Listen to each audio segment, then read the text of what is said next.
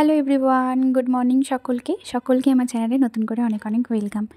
আশা করছি সবাই ভালো আছো, আমিও ভীষণ ভালো আছি। তো চলো আজকে দিনটা স্টার্ট করি। অনেক দিন বড় ব্লগ দেওয়া হয় না, তাই ভাবলাম আজকে একটা বড় ব্লগ শ্যুট করি। আজকে দিনটা তোমাদের সাথে শেয়ার করবো যে কীভাবে কাটাচ্ছি। সকালে কারেন্ট চলে গেছে, আর এদিকে আমি ঘর গোছাচ্ছি, বিছানাটা এক্স্যাক্টলি গোছাচ্ছি। কারণ এই যে বিছানার উপরে বাবু একটু দুধ তুলে ফেলেছিল, সেই কারণে ভিজে গেছে। তাই এই ম্যাট্রেস টপারটাকে নিয়ে গিয়ে রোদে দিলাম। দেন তারপরে এই যে বাবুকে ওই সামনের রুমে শুইয়ে দিয়েছি।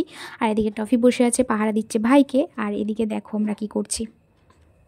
কি হয়েছে? তো দাদু এখানে গোটাই চা পাতা ফেলেছে। গোটাই চা পাতা। জল নাই, তাহলে কি করে ধোয়া হবে বল? যে কারেন্ট নেই, কি করে কি হবে বল? তুই কিছু আইডিয়া দে। হ্যাঁ রে, রে আইডিয়া দে রে। হ্যাঁ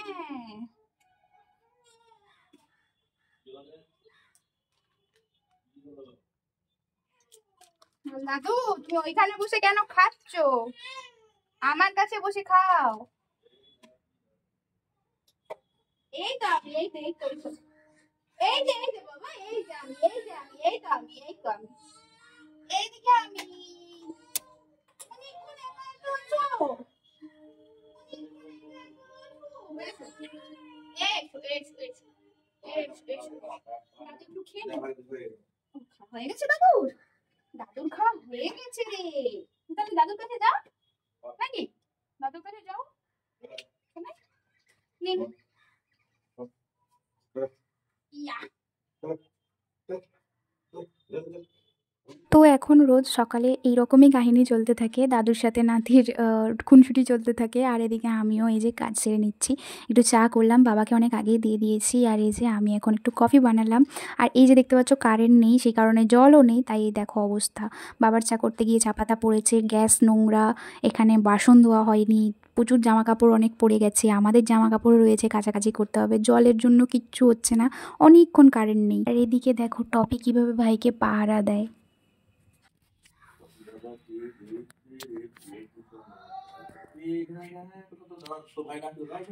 যা যা যা ভাইয়ের কাছে যা, যা ভাইয়ের কাছে যা।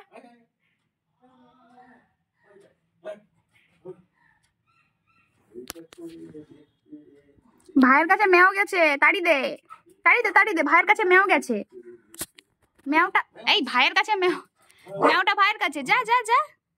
আরে বাপরে, মেওটাকে তাড়া, মেওটাকে তাড়া। মেওকে খুঁজতে যাচ্ছে, মেওটাকে তাড়া, ভাইয়ের কাছে চলে আসছে। যা তাড়িয়ে দে মেওটাকে।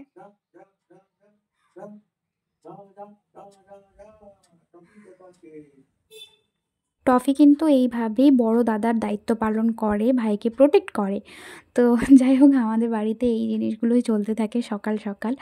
তো এখানে আমি বাবুকে একটু শান্ত করাচ্ছিলাম। তো যাই হোক, ওকে একটু কথা বলে গল্প করে শান্ত করিয়ে এই যে ফ্রেশ করিয়েছি, দেন আমি নিজেও ফ্রেশ হয়েছি।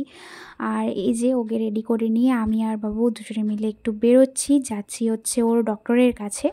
তো এই দিন আমরা একটু ডক্টরের কাছে গিয়েছিলাম, তো সেই কারণেই তোমাদের সাথে সেই ব্লগটাই শেয়ার করছি। এগুলো কিন্তু আমার গ্যালারিতে থাকা ভিডিও। তো যাই হোক, এই যে ডক্টরের কাছে গিয়েছিলাম, ডক্টরের কাছ থেকে মেডিসিন নিয়ে এসেছি, আর একটা মরিশাসের ওয়াইপস নিয়ে এসেছি। জানি না এটা কেমন হবে, ইউজ করব। তো যাই হোক, অনেক বেলা হয়ে গেছিলো আর আমার প্রচণ্ড খিদেও পেয়ে গেছিলো, তাই আগে এসে জামা প্যান্ট ছেড়ে আমি আগেই হচ্ছে খেতে বসে গেছি। আর জামাটা অন্য দেখছো, তার কারণ হচ্ছে প্রথমে ওই জিন্স ইয়েটা পরেছিলাম, তারপরে এইটা পরে গিয়েছিলাম। তো যাই হোক, এই যে তারপর আমি রান্নাও বসিয়ে দিয়েছি। এটা তখন প্রায় ওই 11টা সাড়ে 11টা বাজছে, তখন আমি যে রান্না বসিয়ে দিয়েছি। আর মাছ ভাজতে গিয়ে আমার এই যে তেল পড়ে গেছে কপালে, আর এই ঠোঁটের ওপরে যে কী হয়েছে ভগবানই জানে। তো যাই হোক, এইসব রান্নাবান্না করে খেয়ে দিয়ে বাবুকে খাইয়ে এই যে আমিও খেয়ে এখানে শুয়ে পড়েছি। তো এখন বাবু আর আমি দুজনেই মা বেটু মিলে ঘুমু দেব।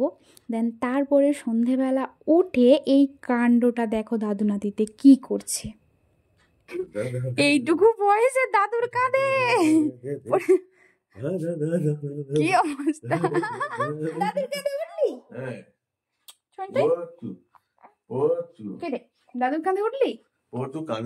সব করার পরে আমি ওকে নিয়ে চলে গেছিলাম একটু খাওয়াতে। দেন তারপরে আমি এসে দেখছি, খাইয়ে ওকে দিয়ে আমি একটু চা করতে গেছিলাম, তখন এই যে দেখো অবস্থা, দেখো দাদুর কাছে কীভাবে গায়ের ওপরে পা তুলে দিয়ে গল্প করছে। তো যাই হোক, ভালো লাগলে একটা লাইক, শেয়ার অ্যান্ড সাবস্ক্রাইব করে দিও, আর একটা কমেন্ট করে জানিও যে তোমাদের কেমন লাগছে আমার ভিডিও। আজকের মতন এখানেই, বাই বাই, ভালো থেকো, সুস্থ থেকো।